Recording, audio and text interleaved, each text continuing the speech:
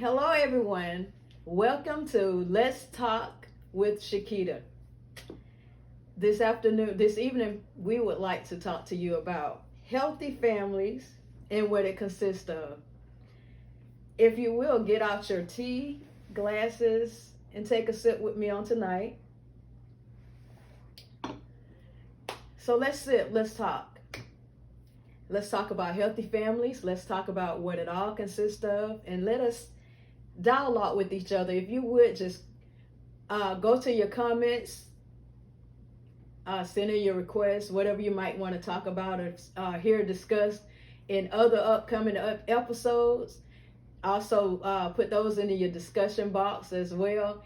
Also, if you have any questions or anything you would like for me to answer, just put those also in your in the message box. Either way, by way Facebook, the podcast, and there are several links that you can go onto to get on this link. I hope that you guys are on tonight with us. This is our very first episode 1 with Let's Talk Tonight with Shakita. I wanted to start kind of with the scripture, only one passage of scripture, Psalms 133:1, and it says, "How good and pleasant it is when God's people live together in unity." As we know, families should be unified. That means that you're one corporate body, just one corporate body, and everybody on one accord in the house, just like at the church or whatever. But we're not going to talk about church, but we're going to talk about having healthy families and what it consists of. So I want to start tonight with my ideal family, okay? I want to just have fun. I'm just going to relax. Let's just flow. And I want you to dialogue with me, okay? So you got any questions or anything you want to discuss, any topics that you might want to hear the next time on any episodes that we're going to be doing, let me know. Because this is about families. It's about not only we're going to talk about families, we're going to talk about marriage, singleness, raising children, health, because you got to be well-rounded. You have to be a whole within your family. So my ideal family is defined. I did my own little definition. So I define it as community in which parents are able to support or provide basic needs for their children.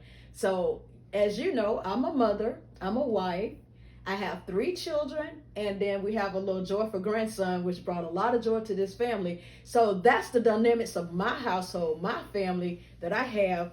So I want to kind of talk to you about a few points on tonight. So let's talk about building strong families, okay? Because in order to build strong families, like they always say, listen, it takes a village to raise a family or raise a child. It takes a family to raise children as well. So within the corporate of the household, we want to have family relationships. And what I like to do in my home, we would sit around the table. We have family style dinners or whatever. So that means that consists of the father, the mother, the children, and now the grandson. So we like to sit together and we like to dialogue. We like to talk. We like to, do fun things together, tell jokes or whatever. So we like to just get together and do some things together. So I said that this is very imperative. Simply because having strong families builds strong communities and leaders. That's what we got to remember. As we begin to build strong families, we got to remember that this not only helps when you have a strong, solid family or a foundation.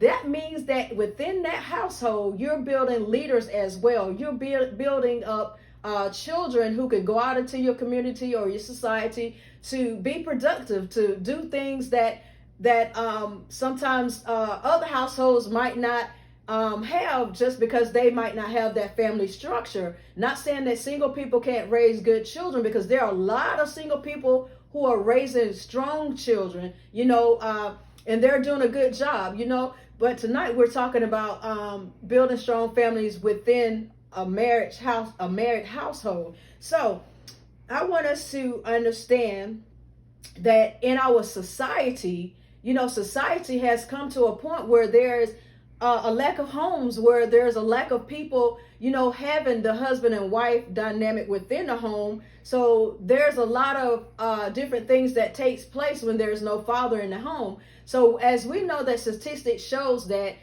we have a lot of more crime when there's no father in the home. We have a lot of teenage pregnancy when there's not a father in the home, or vice versa, because sometimes mom might not be in the home and dad might be raising the children. So you just never know. But when you have the husband and wife component together within the household, you begin to build a foundation that sets a tone and make things solid for that family. You're building a foundation. So I want us to also talk about how strong families have good communication.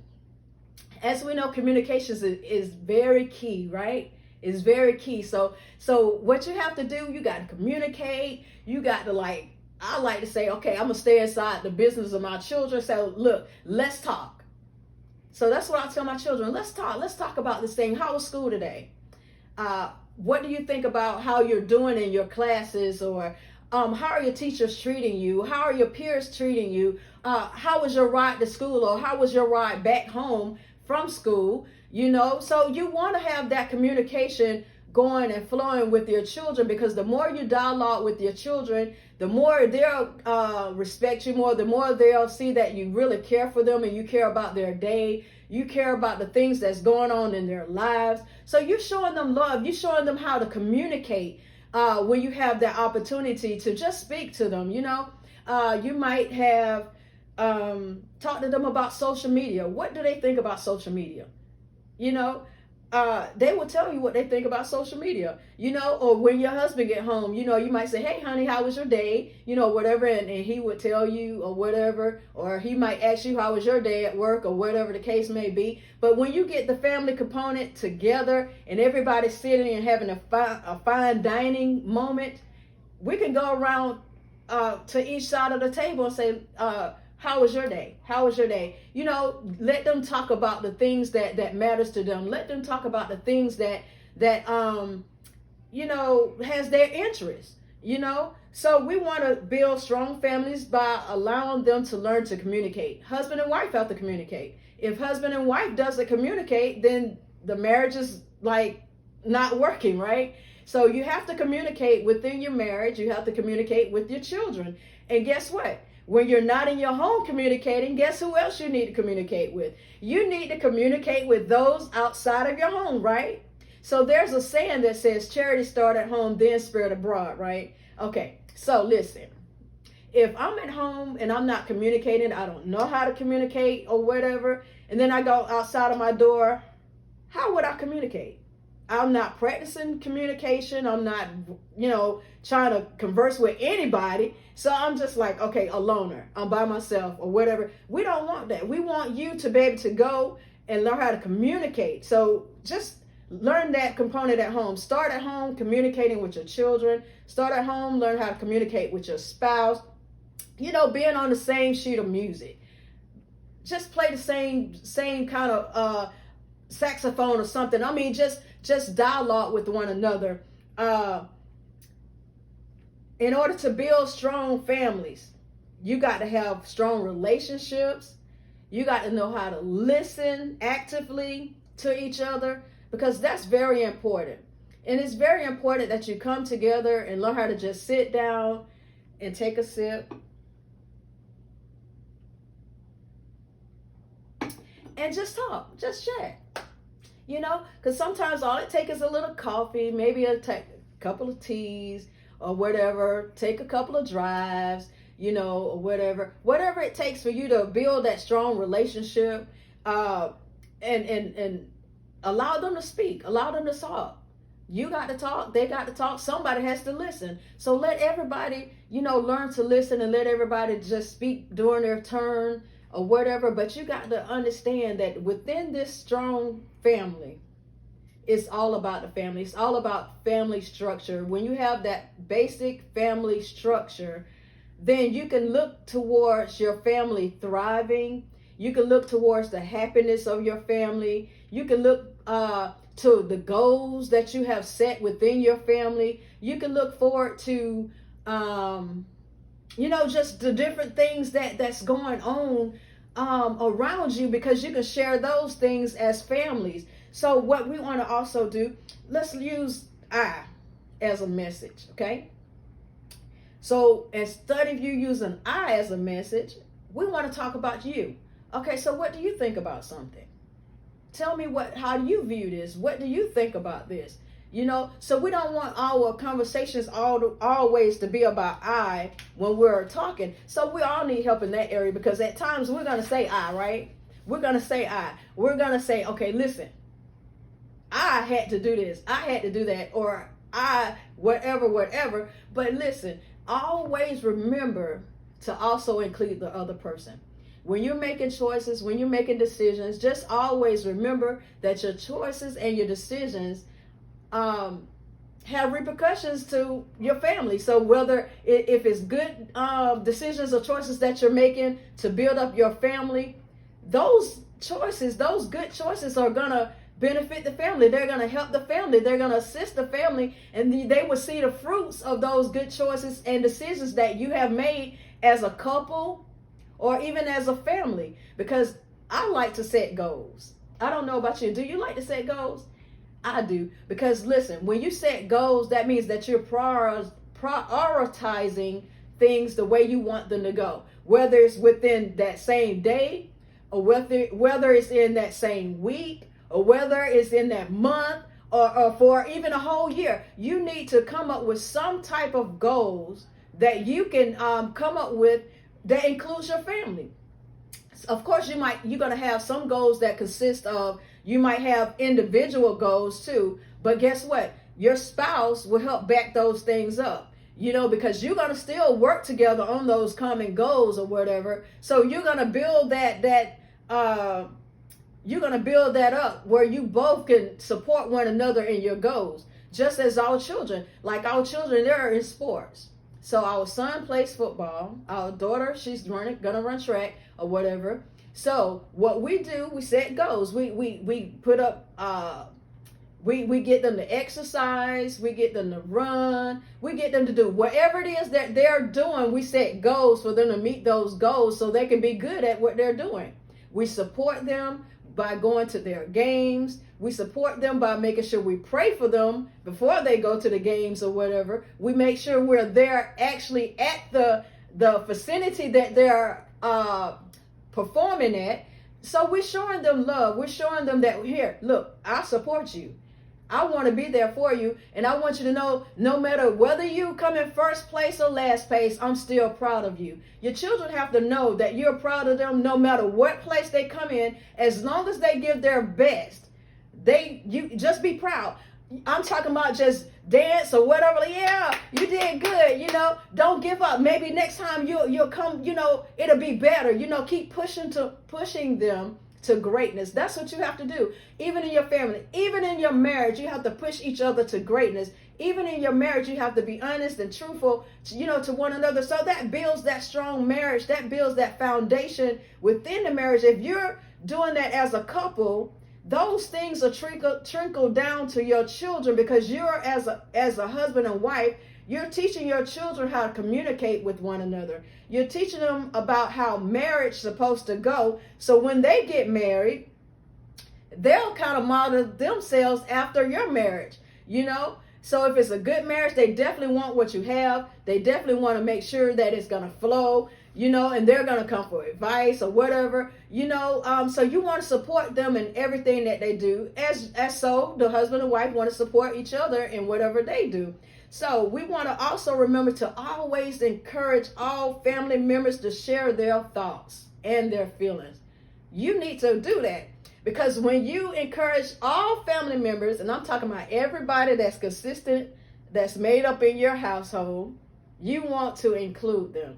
You want to make sure that you know how each individual feels, how they view whatever it is that you're bringing to the table, how they view how to, do whatever it is that they are feeling at that moment. So you want to understand them. You want to get those logistics out. So you want to make them feel a part as well. Because the more you make your family feel a part, the more they'll come to you and talk to you. And I'm referring to the children. Because, when the children come to you, Mom, Dad, I want to talk to you. Do you have a moment, or whatever? And you give them your time. Don't play on the phone. Don't just, ignore them watching TV or whatever, but give them that undivided attention that they need. That also teaches them that you care. That also shows them that, hey, my mom and dad cares about what I'm going through. My mom and dad cares about how I feel about this situation. So therefore, they're going to talk to me. And they'll be more out to come and run and talk to you about whatever it is that they're going through. So you should have that opportunity to give them that moment when they need it most, because they're going to need not only just during this time, but they're going to need you even when they're adults, into their adulthood. So you want to build that foundation with your children at a young age. The more you build those things with them as they are young children, you'll begin to see how more mature they are, how better they communicate, how better they face adversity, how better they communicate with their teachers and their peers, because of those are the things that you're doing with them at home. You're teaching them those things at home because you're building up a good foundation. You're building up good communication. But guess what? It has to start with mom and dad. If mom and dad cannot communicate, then the children are not going to learn to communicate, because you're not teaching the children how to communicate. So once you start doing it as mom and dad in the home and teaching them how to do it through your example, then they will start learning to do it as well, because you're teaching them, you're pulling them in, you're having those moments where you sit around the table and begin to talk about everyday life, the different things that they may be facing or anything that they may be going through. So they're learning from you, because with us, they're going to learn from us. Whatever we're dealing with or whatever, however we handle whatever situation, they're learning how to handle those situations the same way. The way that they see their parents probably handle whatever the situation may have been, they'll probably most likely handle it the same way that their parents handled it. So we have to be very careful to set the standard where we teach them how to handle their issues in a better way. But through communication. So always figure out how to get them on board. Always figure out how to get your spouse on board. Always try to figure out how to even involve others, maybe your neighbors, your church members, your family, get them involved as well, because a lot of times you can learn different things from different people that can also help you in whatever area that you may be going through, or whatever area you might need help in. Say, for instance, if you're trying to start a business, right? And we come to you, we say, hey, listen, look, I have this idea. I want to build this business. I want to, do something that's going to be, great for the community or whatever the case may be. If you get somebody to come in that already has done those things, just like in a marriage, if you get somebody that has already had a good structure and a good foundational marriage, then they can help you in turn figure out, okay, what to do, what not to do. This might not work, this might work, or whatever. Because why? They may have been through some of the things that you have gone through. And if they have, then they can help you to rebuild or rekindle your marriage or restructure your marriage, as well as rearing your children. Because a lot of times you need somebody to probably step in to help rear, not necessarily rear your children, but to encourage your children to, make better choices or do something better, like grandparents. We thank God for grandparents, because grandparents are the structure of the dynamics of the family. Because when you include grandparents can shed light on many things that you might be facing, whether it's in a marriage, whether it's the children or whatever, but they bring a lot to the table. So we thank God for grandparents. And also we just think about just how you got to bring appreciation within your family. You got to show appreciation. You got to show patience. You got to show construction or whatever, self-control. It's just a lot of things that you need to show and have during to make up a healthy family, because having healthy families are very important. So it behooves every one of us to want to practice having a healthy family, because what it all consists of is love. When you bring love in, that's the key word for the night, you guys. Bring in love, because love covers a multitude of what we say sin. It covers, because when you bring love into a home, those children are going to feel that love. But when there's anger or whatever, those children are going to feel that energy too. So what you have to do, you have to reel everything in, reel it all in, and end with love, end with apologizing, end with hugging, or whatever it takes to do to make things better. You want to end with those things, but at the end of the day, you always want to show love. You always want to show appreciation, and you always want to be considerate. Just make sure that you listen and consider each other's thoughts and consider each other's feelings, and just make sure that you just say, listen, I know things might be rough. I know things might be hard, but guess what? I love you at the end of the day. I love you. And we want to just want you to go in and just like and subscribe on our YouTube channel, even our podcast and all the other different ways that you can come onto the podcast. Just like us, just come in and hear about us again. Let's talk. Bring out your discussion questions.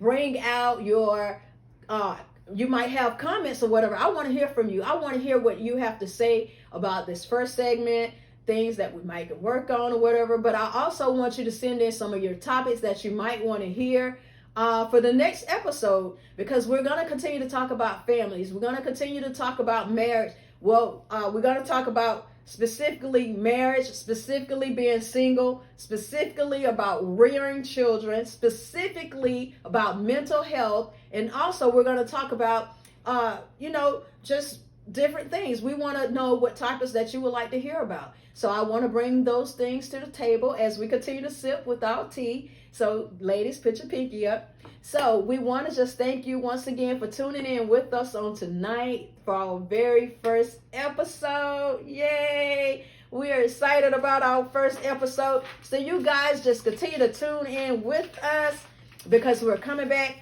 And I want you to know I want to have fun doing these episodes. Continue to sit with Shakita. Let's talk and stay blessed. And until we meet again, keep sipping.